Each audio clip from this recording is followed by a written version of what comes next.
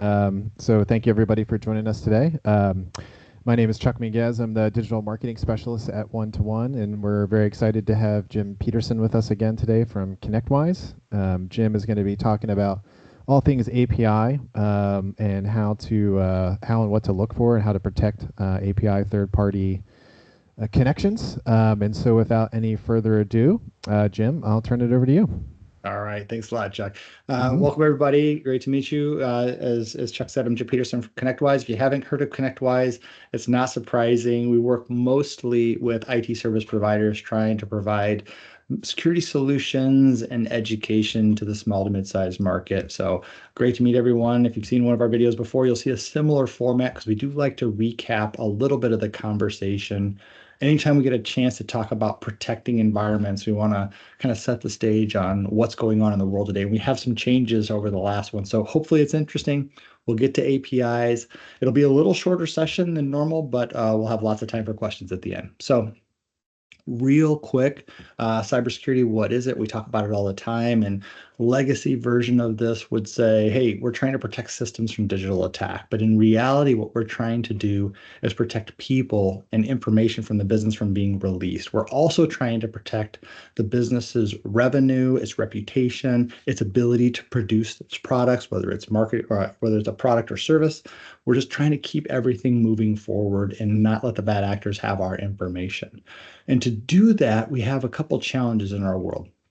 And they come around people, process, and technology. We think of a holistic solution. We typically talk about this in reverse. We leverage technology as the wall against the bad actors to try and stop them from coming in our environment.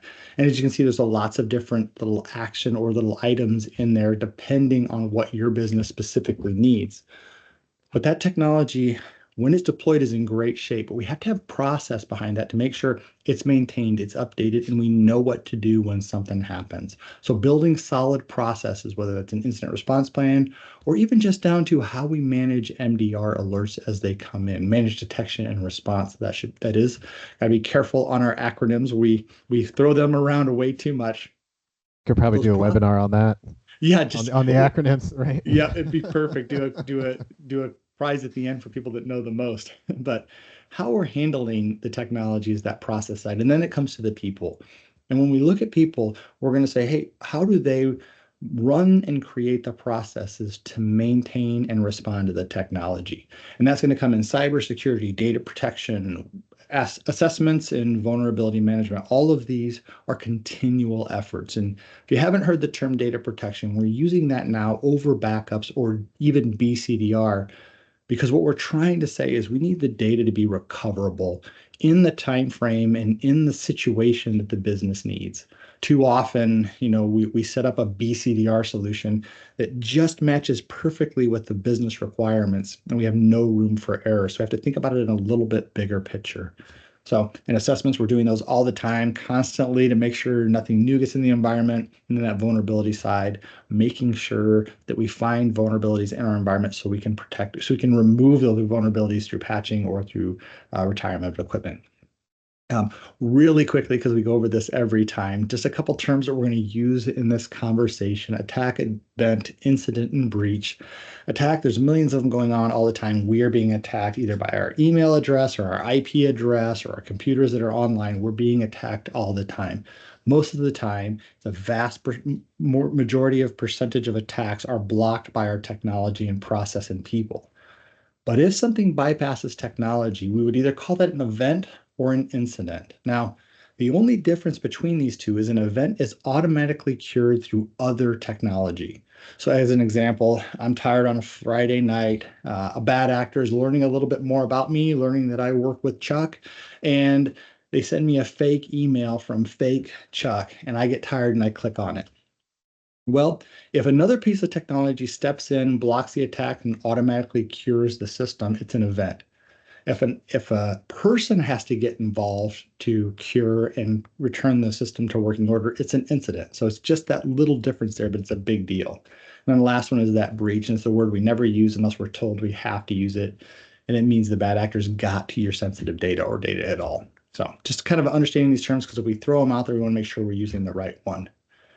Now, here's where a little changes come in. For a long time, we talked about the bad actors as being either solo hackers, nation states, or organized crime. Well, what we're finding in the latest reports from about cybersecurity incidents and breaches is that the end user percentage of attacks are going up. Now, these are people in our organization, and the biggest challenge with people in our organization is we're typically not watching them for bad actor activities. And this could be malicious or unintentional. But at the end of the day, end users are responsible for about 25% of information leaving the organization. Now, this is different than falling for a scam, clicking a link. This is actually releasing the information themselves. So we have to start watching a little bit more internally to make sure we're protecting our organization. This is going to come into that conversation around APIs as well. Nation states are a real small percentage because they're typically going after other nation states or large organizations for intellectual property or trade secrets. Our adversary, for the most part, is organized crime.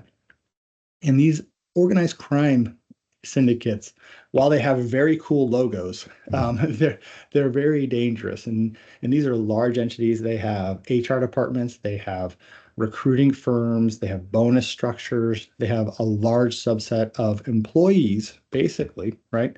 They get paid to attack our organizations, and they get paid in three ways: ransom, extortion, and data sale. Just real quickly, ransom means we paid somebody to return our system to its working order. Extortion means we paid somebody to not release our data, and then data sale really has nothing to do with us. They sell it, they steal it, and they sell it online. Now, what we're seeing in today's world, like right now, as a common attack point, is a combination of ransom and extortion, which the industry is calling ransom, but it's really two steps. They go in and they try to encrypt the environment, but our technology, process, and people has gotten pretty good, and we can often defend against that. But before they get to that point, they steal the data. And I'll say our industry in general doesn't do a good job of seeing that. So they'll say, well, I failed at the ransom. So now I'm going to say, we're going to release that data if you don't pay us X dollars. So it's kind of the common combination in today's world.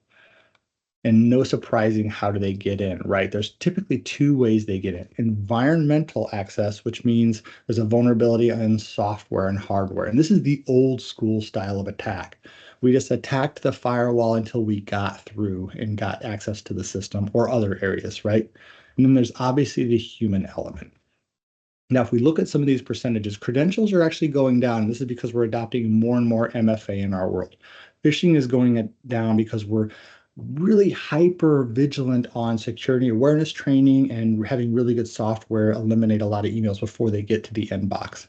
And vulnerabilities are going up. Now, this doesn't mean there's more attacks on the vulnerabilities. It's just they're being more successful in comparison to the other things. But that social engineering at the bottom really encompasses a lot of these style of attacks, because I may leverage social engineering to get your credentials and then phish you, right? So it's not just one thing, it's just that primary access. And that human element makes up about 68% of all incidents and breaches that are involved. Now, this used to be 80%, and the only reason it's went down is we've excluded privilege misuse, meaning that's something we would originally have called a human element, but they're shifting that over more to the environmental side, dropping this number down. But we're still, as people, if you look even over to the left, unpatched systems and misconfigured systems, right? These are still people-based things. So we know that human element's pretty high. Just to give you an idea, and let me step back. One of the reasons we always go through this is we can tie this to everything. If we think of an API, which I'll get into in just a minute, but anytime we're connecting things together, we have to be very sure that we've protected that channel and that the right people are accessing the information that we want them to access. And with the human element, misconfiguration, unpatched systems, all these vulnerabilities out there, I want to make sure we're being very, very skeptical anytime we've said, yes, I'm going to let you see some data. So one way to look at this, right, if we think of a specific attack, we'll go through a couple from here. An environment attack, and this could be looked at on the API side as well. Let's just say you have anything going through your firewall. Now, a few years ago, maybe more than a few now, Chuck, I guess, but we would have maybe pushed terminal services, if you've heard that, or remote desktop, RDP, different protocols out through the firewall so people could access systems inside from anywhere in the world. Yep. We do it differently today, but This could be a camera system. This could be anything that we can remotely access that's sitting in our network, but we can access it from the internet. It's going to have some open ports, we would say, on the address assigned to it. Well, we do our best to try and hide that, but in general, bad actors can see that it's open and they'll attack. And you'll be surprised at how easy it is to attack these things, right? On a terminal services, it may be just a standard RDP vulnerability. There's brute force, there's denial of service, there's a lot of general ways to attack things that are exposed to the internet. And the worst and best, I guess the easiest, is good credentials. We use a camera system as a good example. I put my camera system in, I expose it to the internet so that I can access it wherever I'm at in the world and see the cameras, but I never change the default username and password. Bad actors, even Wah, Chuck and I wah, both, wah. yeah, Not right. good. Yeah. We even know those common passwords. So if we see it, I'm like, hey, I could probably log into that. I'm not gonna, but just understand that they'll find a way. And once they breach that security and get on that system, that's when the real work comes in. That's where the scripting comes in to elevate access, find the information, then obviously steal the data. So you'd be surprised how easy this process is. And when we think of APIs, which again we'll get to in just a second, sorry, we're exposing something a lot of times. So we got to make sure we're putting the right security in place. Now, from the personal side, again, all this ties together, right? We think about the social engineering. Um, if you're still like me, you want to let everybody know when you're going out of the office. Let people know. And I have Microsoft 365 and SharePoint, and I have MFA enabled. We'll talk about Mike in this scenario, right? Sets that out of office message just so we could let everybody know. Well, one way or another, the bad actor finds out that Mike's going to be out of the office starting Friday for a week. So he knows I'm going to start attacking Mike socially. I'm going to try and send him an email password reset at 5:15 on that Friday when he's going out of town, and that's Trying to my get out of attack, town. right? Yep. Yep. And it looks real. It's in his email. Like, oh, well, I'll just click this real quick and I'll just reset my password. And when I do that, I'm giving the bad actor credentials and my MFA token. Now, Mike still has no idea what's going on because it still reset his password. Man in the middle attack just happened and that bad actor captured all that information. So now that bad actor can log directly into the site, elevate access, and steal that data just like before. So just a couple examples of how these things happen. And you may say, I would never fall for that, right? Because I expect the email to look like this. I Yep. expect it to Yep. be extremely obvious. And Chuck, if we were looking at this, we'd say, hey, it's got a bad email address. Dear customer, it would never say that. Yep. Sincerely, the online team. I mean, we know that, but that's not how they look today. This is how they look today. They're crafted through AI, excellent grammar. They make sense, and this is while we call this phishing, this is truly social engineering because it's attacking people who leverage CVS, which a lot of us do, and just kind of giving you a general statement. Hey, we're offering some training as part of our system. Check it out, and it's Yep. going to trick a lot of people. So they're craftier than we think, and a lot of times we don't give them credit for how good they really are.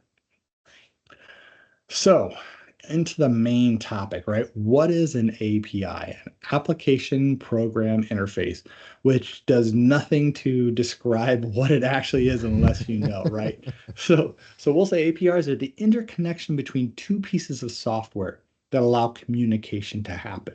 So I was trying to think, and Chuck and I were talking a little bit earlier on this of a common one. If you use a scheduling system for your email like Calendly, as an example, right? That system had to be authenticated with your Office 365 most of the time, but it could be your Yep. Google account as well, so that it could read the information, find out when your calendar is free, and then also push things into your calendar so that it shows up if I schedule an appointment. That's a generic API, right? And there's hundreds of them out there that we may or may not use, we may use on a general basis, and we don't even know. So in real life, right, we try to describe this as simply as we can. If we think of a waiter, right, in real life, a waiter acts like an API because we have the customer out in the dining room who knows they want a specific thing. Well, the waiter will come out and communicate with them to find out what they want. And then the waiter goes back and communicates to the kitchen on what they want. And so that's how the customer notifies the kitchen, and the kitchen makes the right thing for the customer. So in a technical world, we look at it a little differently. I'm online, and let's say I want to figure out, I have to fly to San Antonio tonight. And that is a true story. I have to fly to San Antonio tonight. But when I did that, I had to search multiple airlines. Well, that I may use Google Flights as my example. If you're not familiar with it, www.google.com/flights. It can tell you a lot of information. It's a great place to start for some brainstorming. Very nice. But I'm gonna look Google, that up later today. yeah, it's one of the better ones. I love it. I use it all the time. We use a specific product called Navan, which I won't dig into too much. But at the end of the day, Google Flights, that specific search has to access information from multiple airlines at the same time to find out, you know, the date you're trying to leave, the time you're trying to leave, the date you're trying to return, time you're trying to return, the cities to and from, all that information, even regional cities, if there's airports close to the one that you're at that maybe have better flight times.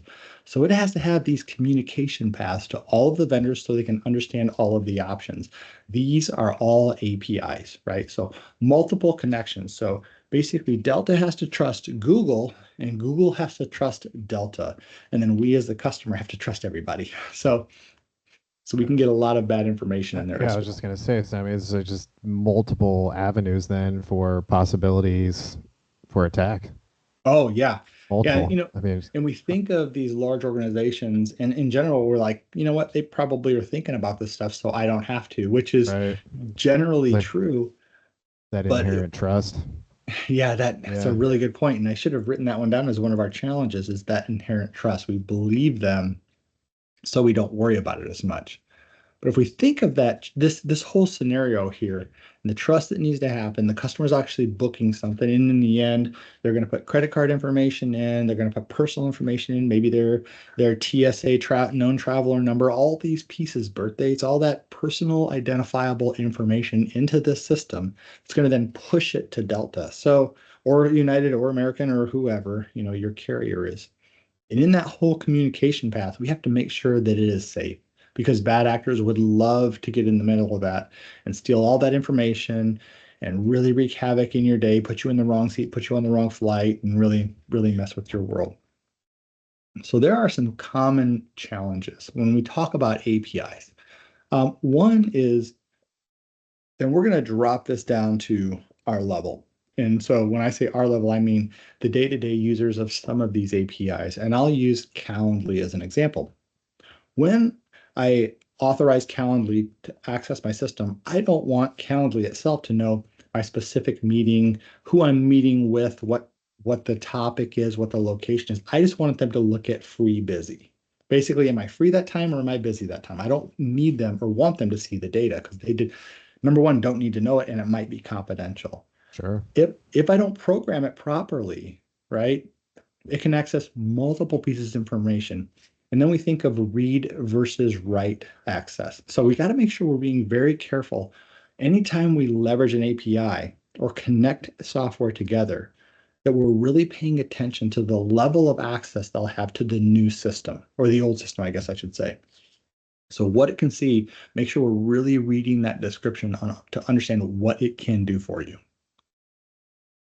Next is that modification. What can it change? Because at the end of the day, like use this Calendly example or even our Google Flights example, I need to be able to book a seat on that flight or I need to be able to book a meeting with Chuck. But I also don't want to push too much information or be able to change other things. I don't want to overwrite a meeting he already has just because I could have the ability to do that. And with an API, I could write the code to overwrite that information. As long as Chuck accepts it, it would do that. So we have to be Yep. careful what it can modify. The big one, right? Those first two are, I guess they're all big ones, right? Because we don't want it to see too much. We don't want it to change too much. And then we have that tunnel. And if we think of, your virtual private network that we probably still use today to access sensitive information or get to your office and read data, run applications, and we talk a lot about the encryption levels, the authentication of that channel. APIs have to do that with every connection, every single time to make sure that is completely encrypted. Because if I got in the middle of that API, just like our social engineering, if I get in the middle of the attack, I can see everything. So we want to make sure that nobody can ever get in the middle of our API calls. That would be very dangerous. And again, Hmm. they would be able to capture all that information and change it. And that last piece is access. And this is the hardest one to understand because we're trusting, again, we'll use Calendly as our example. We're trusting that Calendly is only going to see what they need to see, only change what they need to change, and it's going to be a secure connection all the time. What we will probably never know is which employees at Calendly have access to the code and have access to troubleshoot the API. So Mm-hmm. in smaller organizations, a lot of times we'll do business to business connections. And this could be in our QuickBooks, in our ERP, in our ordering system. And we know that our team that has access to the code and the connection, we want to make sure we understand on the other side who has access to the code and connection. We'll dig into how to fix this or how to protect it in just a second. But these are really the big four. What can it see? What can it change? Is the connection secure between the two? And who has access to change anything? A bad example, which we don't like to talk about, is I'm on the other end of an API between our ConnectWise and one-to-one. And I'm like, you know what? I'm going to modify the code a little bit so I can see a little more. And if you trust me too much, Chuck, I could start seeing that data, right? So you want to Yeah, be able for to sure. restrict that connection as well. So thinking about this from the protection side, right? There's a couple ways we want to protect those APIs because this is looking at the most sensitive information a lot of times. First, and this is the hardest part of any API, is the vendor or client assessment. Now, this is assuming that I'm either using an API to connect to a vendor, somebody we pay for things, or to a client, somebody who pays us for things. And just like I said, if we're in the middle of that, we have APIs on both ends. And again, this could be if we have an ERP system and we're trying to do just-in-time ordering for materials. So the system will order the materials. They may connect directly into some of our suppliers. Always great, feels great to do these things because we're taking a lot of labor and work out of it. We're making it automated. But we want to make sure those vendors, especially if they've written their own API, kind of challenge number one, that we can do an assessment on their security, what's included with the API, what it's doing, and then we have to validate that on our end. And most small businesses aren't prepared, in all honesty, to do these To be type of able to do assessments. that. Yeah, exactly. Yeah, Yep. it's challenging. So one thing we would say is anytime someone says, hey, let's just connect our systems together, we have to get with somebody that can do this assessment for you, Making like one-to-one, sure. who can come in Yeah. and say that, hey, here's a challenge. They're right, they have Let's full right review to it your first database. before. Yeah, exactly. Yeah. Yep. Yeah. Next area, and this is kind of on that secure side, make sure that it's leveraging current encryption and authentication methodologies, right? Some of these have been APIs, and Chuck, you probably know this, that were written in the late 90s, early Yeah. 2000s, right? Using 56-bit encryption or something like that, and they haven't changed with the times. So I would ask for the data sheet to make sure that the encryption mechanisms, the authentication mechanisms are all current for the time. And if you're watching this a year from now, it could have changed. So make sure we're constantly updating this. When we put an API in, that we're doing at least annual reviews of the vendor client assessment and the security assessment to make sure nothing has changed. It's a great call out. Yep. Read write. Again, we're just looking off that back end. What can it read? What can it write? Down to the specific field that it can read or write, right? Anytime we have PII, or if we think of the medical field or the defense field, we definitely don't want it to even read things that it shouldn't be reading. So being extremely specific on what any API ever has access to. This is where we mess up a lot in all reality, especially when we're doing a small connection, meaning we're just doing a small business to business connection, software to software connection that we are creating to try and make our life easier. We open it, it's just like assigning administrative rights to a computer to solve a problem, right? We shouldn't do that. We got Yep. to make sure we solve the problem with the technology, not with the rights. So understanding specifically what fields and what information, and then testing that to make sure it's not getting more information than you expect. And Chuck, if vendor and client assessments were hard, right? Monitoring APIs might even be a little bit of a step up on that because Yeah. how Yep. how do you monitor something that may be persistent, you know? Yep. And so We want to monitor it for suspicious behavior, changes in activities. And this can happen a couple different ways. Number one, they're all going to be logged. All the information is going to be logged. You can take those logs, push them into a security information and event manager or SIM, and have it try to find any suspicious behavior or changes in activity. You can also use things like API gateways, and that is completely designed to monitor all incoming APIs to your organization for suspicious behavior or changes in activity. You can also throttle the access. So if someone were to change an API and start pulling off a lot of data, that it would trigger number one, and it would slow down that stream so it could not send a lot of data in a quick time frame. So gives you time to basically go shut that one down. Or you can also set it to automatically shut down if it hits these specific thresholds. So an API gateway is a great way to, if we don't know how to monitor, which most of us don't. I am not a monitoring person. I can do the assessment, but I'm not the one to do the monitoring, right? I'm going to trust my API gateway to help me with that. So a lot about APIs real quick, right? We said a couple of things, and I'm just going to roll back here. A couple of things to think about. With the APIs you currently have and any ones that you're going to be going into engagement with in the future at any time. What does it get to see? What does it get to do? Is it protected? And who can make changes? If we just ask those four simple questions, we're really going to be pretty far down the road of the vendor client assessment. There's still more things from a technological perspective that we need to understand. But it's going to answer the first few questions and at least do some due diligence on that client or vendor side. It's going to solve some security challenges, obviously that read-write challenge, and then monitoring is a little bit separate. We would always recommend some sort of API gateway because it's actually watching for these real life problems.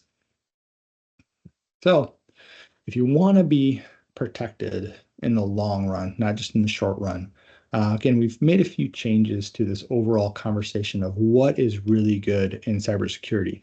This has always been 6, but I've actually taken one out and added one in since our last conversation, Chuck. And it's that assessment side of things. So yes. One of the challenges we have is that people will deploy technology and trust the technology without process and people behind it to do the work. So we need continual assessments. And we talk typically on 3 levels when we say assessment. We talk network, we talk security, and we talk vulnerability.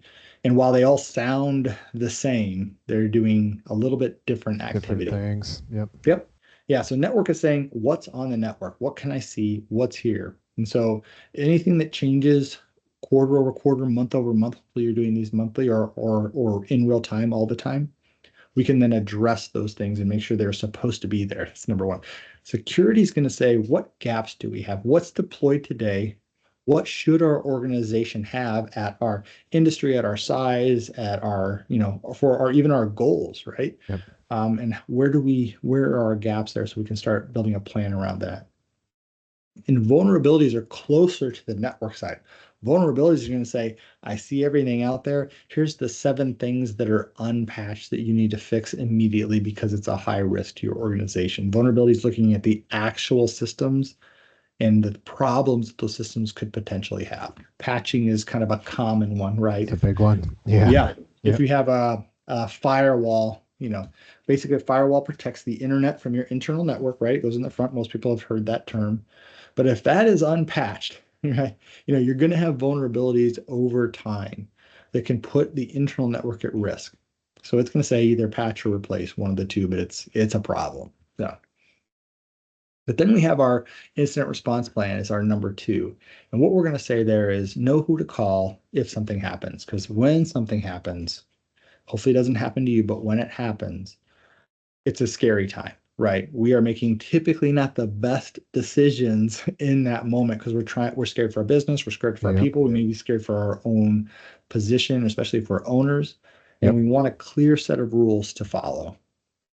So that imagine how much better you would feel having that plan in place if something does happen, right? Versus just a complete freak out trying to fix everything.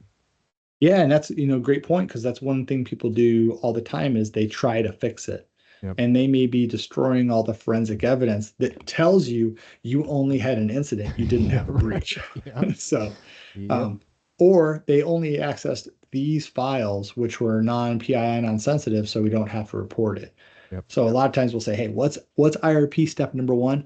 Isolate, right? Unplug everything. Then call your cybersecurity insurance provider, call your response team, call Yep. 1-to-1, notify our team, so there'll be a specific plan so that we know exactly what to do. And then we can run tabletops of that to find gaps as we go. Yep. So again, those first two are more of a process that's run, and it'll make you prepared and understand where your risks are. Then we just get into the tools. And we would typically say manage detection response on the endpoint, which when we say endpoint, we're talking about laptops, desktops, servers, even in many cases, things that have operating systems that can access the internet. We want a managed solution on there that detects and responds to threats that are known and unknown. A lot of times we used to call this antivirus, which would do a good job of stopping known issues, but we need Yep. to elevate that solution to make sure we're stopping the unknown ones as well. And then we have the two cheapest, most effective solutions for security in the world, multi-factor authentication and security awareness training. If I can really make you prove who you are with that secondary authentication, and I can teach you to be very skeptical of anything that comes into your world, I can dramatically reduce that risk of the human element being the problem. I can make it so breaking my authentication is very challenging. We take that from the 45%-ish of challenges down to single digits. And then that security awareness training just improves that even more because I know how to raise Yep. my hand if something happens. And obviously, that last one, we should probably call this uh, data protection now instead of BCDR, but making sure you can recover your environment. You never hand that over to the bad actors. You never give them the authority to be the ones restoring your environment. Yep. Right. So the 6 foundational core cybersecurity requirements. So wrapping it up, hopefully we've talked a little bit about APIs. I know this was a shorter one, but just know everyone's a target. And again, whether it's an API, whether it's an email, whether it's on a login, whether it's an email that comes in, they're targeting you all the time. They're trying to find a way to get past your security so that they can access your environment. APIs are awesome. They really allow us to work faster in an environment, search deeper, know more, connect systems together. It is fantastic what they can do to help improve the world. But they are inherently, unfortunately, dangerous. It's like a QR code, So we talk about QR codes all the time from the security side, and QR codes by themselves are not dangerous. What's dangerous is you don't know where it's taking you most of the time. You just click Yep. it because it's a little graph, Yeah. That and inherent trust again. Like it's just going to inherent take trust. I me love over that you to keep where bringing that up. Yes, it's just going perfect. to take me where I want to go. Yep. And then I'll get you to that menu site here in just a Right. second, just capturing a little information in Yep. between. Yeah. So just understand that there's some risk there. And if we can focus on what it can see, what it can do, how secure it is, and who has access to it, we can really reduce that risk and put us in better shape. So, Fantastic. and that's it for today on APIs. Hopefully that was helpful. Jim, very helpful. Two things. One, I wanted to say I love the analogy of the waiter. I'm Oh, going to awesome. start using that. Because some conversations, we have with folks who may not necessarily know what the API is, what it does. I think that's a really, really fantastic way of explaining it to folks who may not be working in the IT department, but are interacting with APIs probably more than they think they are. So Right. Yeah. I'm going to start using that. And then I had a question for you too. So when you were talking about the human element and the numbers going down, you had mentioned that there was unintentional sharing of information. The Uh, privileged misuse. yeah. Misuse. Yeah. Do you have an example of that you could share with us? Yeah, yeah. So let's say that I have the ability to access the PII in an organization. And through my privilege, I've misused my own privilege, and now I have access to that data when I wasn't supposed to in the environment. Medical is where this comes in a lot. Like as a Gotcha. nurse, I may have access to all the files, Yeah. and I could actually create a breach technically by looking at the wrong patient's records. I mean, Mm, it's a little bit it's a little blown out of proportion, but I could also look at all the patient's records. So certainly. I'm using my privilege to misuse the system to access data. Thank you. Appreciate you sharing that. You got it. And then I just wanted to open it up, see if there's any questions. Anyone on the line want to ask a question or throw something in the chat? Now's a good time to do that. And if not, we'll wish everybody a happy rest of the week. And Jim, again, always love having you on. Appreciate it. And people that may be tuning in later, One-to-One does offer the assessments that Jim was talking about. We'd be more than happy to have a discussion with you and walk you through the process of what that looks like and have a conversation. So please don't hesitate to reach out. All right. Well, Jim, thank you so much. I hope you have a wonderful 4th of July coming up, and we'll be chatting soon. All right. Thanks, Chuck. All right. Thanks, everybody. Thanks, everybody. Yep. Bye-bye.